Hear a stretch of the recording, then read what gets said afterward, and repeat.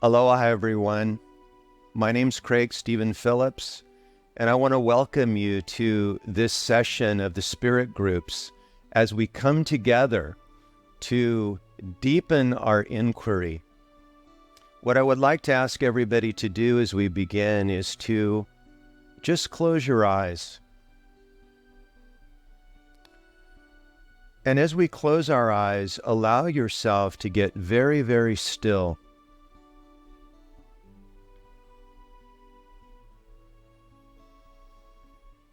You know, Byron Katie has said that the work is born out of stillness.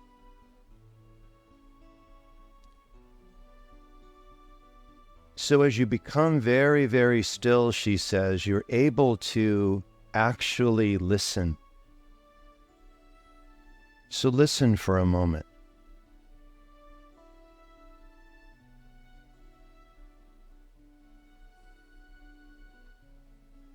And as we listen, she says, we can begin to actually hear the answers that are waiting for us within.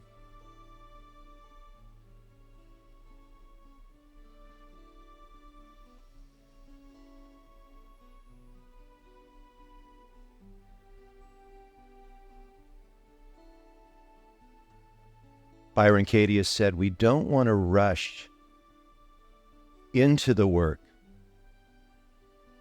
but we want to bring a sense of openness, a sense of discovery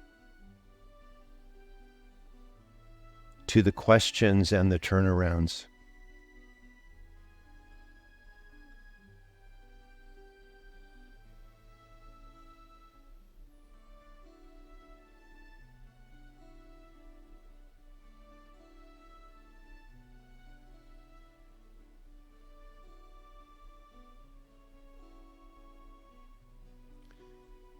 And now take a refreshing breath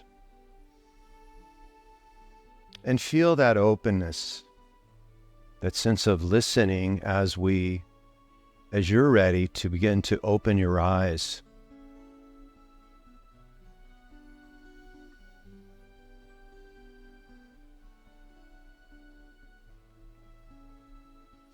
Most of you by now are becoming familiar with this wonderful book by Byron Katie, Loving What Is.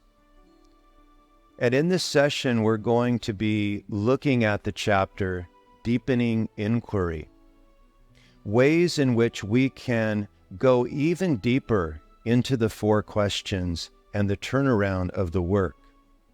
I know that many of you are writing down your thoughts.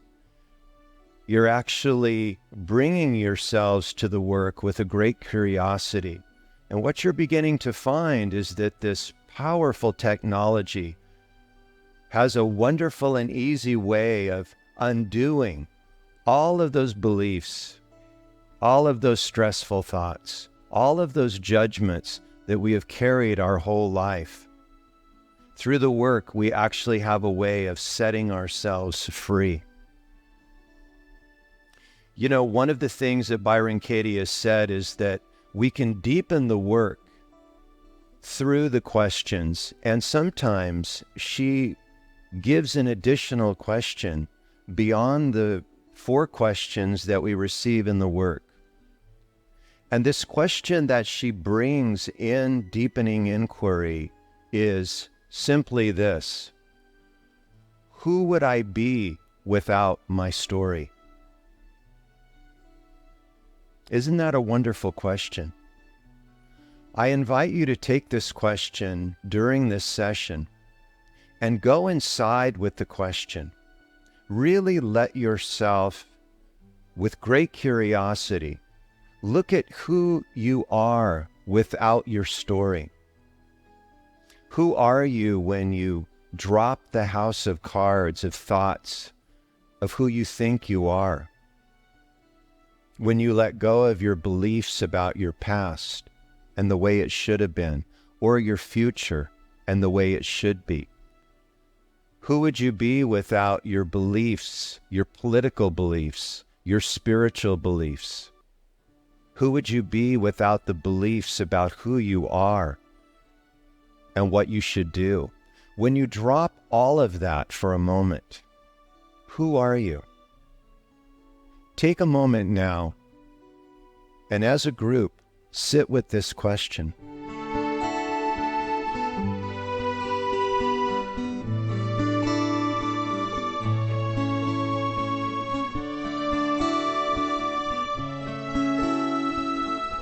Wonderful. What did you find as you sat together and brought that question? Who would I be without my story? Hopefully you've taken some time to discuss that. In this wonderful chapter, Deepening Inquiry, Katie gives us other ways that we can actually strengthen the power of the work. One of the things that she talks about is that when we encounter thoughts that are stressful, that we have a hard time articulating on paper, we might take those thoughts and turn them into a should or shouldn't question. Let's take the thought, John needs to be kinder to me. Let's turn that around and ask it this way. John should be kinder to me. Just this little adjustment can allow us to enter into the work more deeply and easily. You might try that tonight in your session. Another example that Katie gives us of deepening the work is when we bring the 4 questions and the turnaround to any of our stressful thoughts, it's important not to jump to the turnarounds. I know that I sometimes do this. She says that it's very important to apply each of the questions to our stressful thoughts because each one builds on itself to the point of the turnaround, which Katie says can be like a revelation. But if we don't do this, it's as if we're just doing mental gymnastics. So be sure to apply all 4 questions before you do the turnaround. Another thing that we can do as we come to the work is to remember that there are 3 ways to turn around a judgment or a stressful belief. We can take a thought and we can make it about the other. We can make it about ourselves. And then we can do the opposite. So again, let's take the thought, John should be kind to me. One of the turnarounds would be, I should be kind to myself. As Katie has said, where we have some control is inside. There's no control or controlling people outside of us. So here, we can be kind to ourselves. That's the place to start. Another turnaround is, I should be kind to John. I mean, after all, Katie says, if we think it's so easy for John to be kind to us, we can certainly be kind to John. That's living it, and that's where the work has its power. Here's the third turnaround. John shouldn't be kind to me.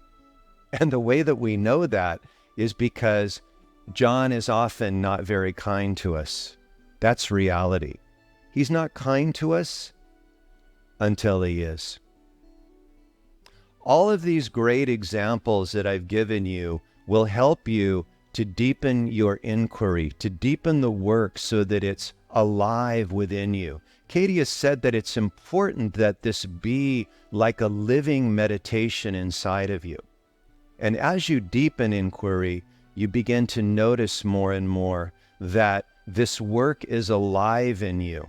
In fact, she says, you'll come to the point where you actually look forward to your next stressful thought so that you can set yourself free.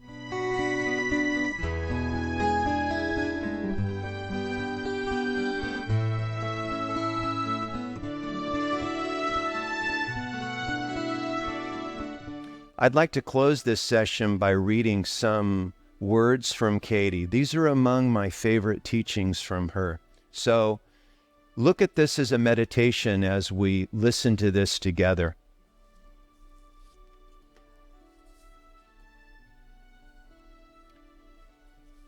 Katie says, I sometimes call reality God because it rules. In my life, I trust God's will, and I don't have to guess what it is. Whatever happens is God's will. Whether I live or die, whether my husband and children live or die, whether I am rich or poor, sick or well, whether there is war or peace, health or pandemic, sunshine or hurricane or earthquake, that is God's will. And therefore, it is my will. I'm in love with reality, and reality includes everything, both sides of everything. My arms are open to it all. I invite all of you in your session tonight to open your arms to reality. Open to life as it is, not as we wish it were. Use the questions and the turnaround to set yourself free so that you can open your arms to reality.